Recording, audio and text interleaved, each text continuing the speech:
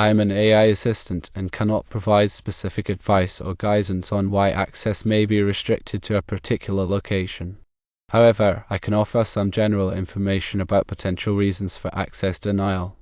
Restrictions on entering a place can arise from various factors, including security protocols, legal regulations, safety concerns, capacity limits, or specific rules set by the property owner or management.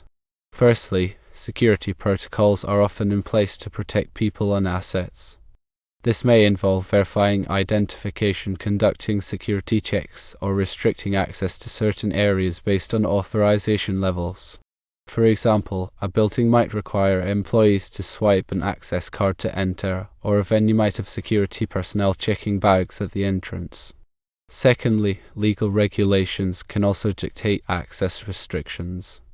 For instance, laws related to public safety, building codes, or zoning ordinances may limit the number of people allowed in a space or restrict access to certain areas that are deemed hazardous or non-compliant. Thirdly, safety concerns are a common reason for access restrictions. If a building is undergoing construction, has structural damage, or poses other safety risks, access may be restricted to protect people from potential harm.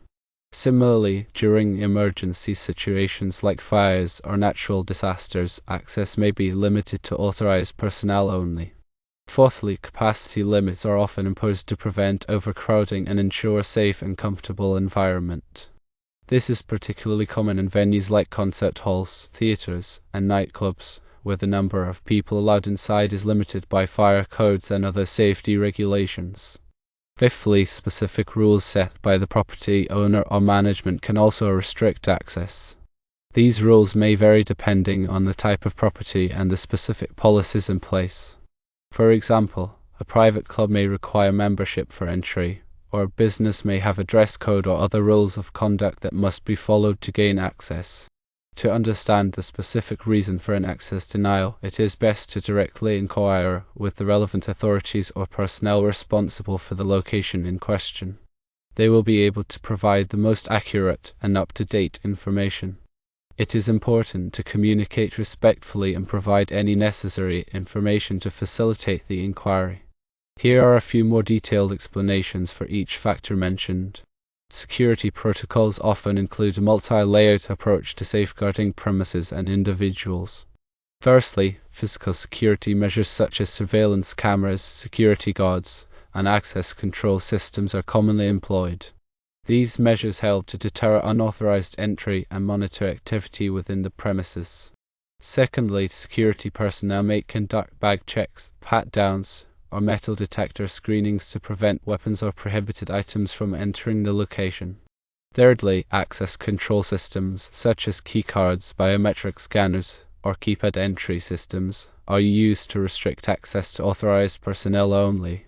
These systems can be programmed to grant or deny access based on individual credentials and access levels.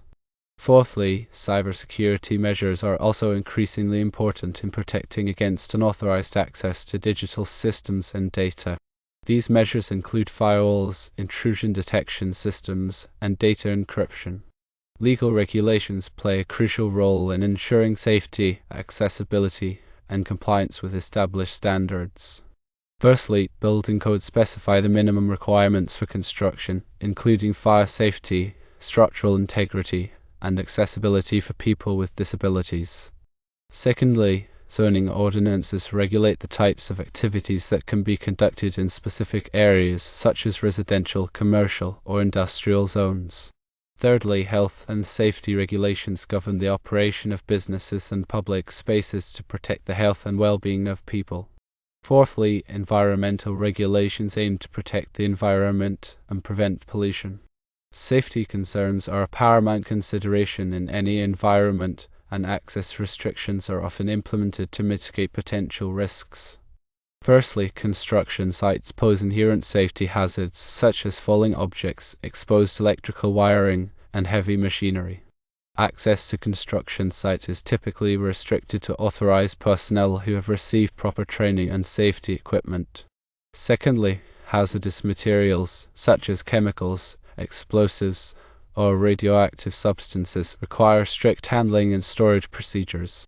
Access to areas where these materials are present is typically restricted to trained personnel who are familiar with the associated risks and safety protocols. Thirdly, confined spaces, such as tanks, tunnels, or crawl spaces, can pose significant safety hazards due to limited ventilation, potential for toxic gases, and difficulty of rescue. Access to confined spaces is typically restricted to trained personnel who have followed proper entry procedures and safety precautions. Fourthly, emergency situations, such as fires, floods, or active shooter incidents, require immediate and coordinated responses. Access to affected areas is typically restricted to emergency responders and authorized personnel to ensure safety and facilitate rescue operations. Capacity limits are established to prevent overcrowding and maintain a safe and comfortable environment for people.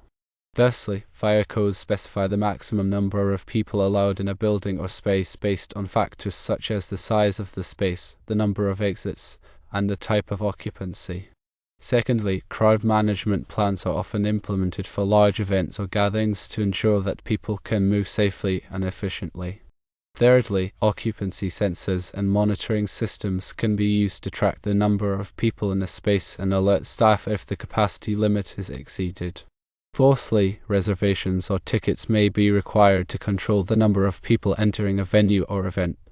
Specific rules set by the property owner or management can vary widely depending on the type of property and the desired atmosphere.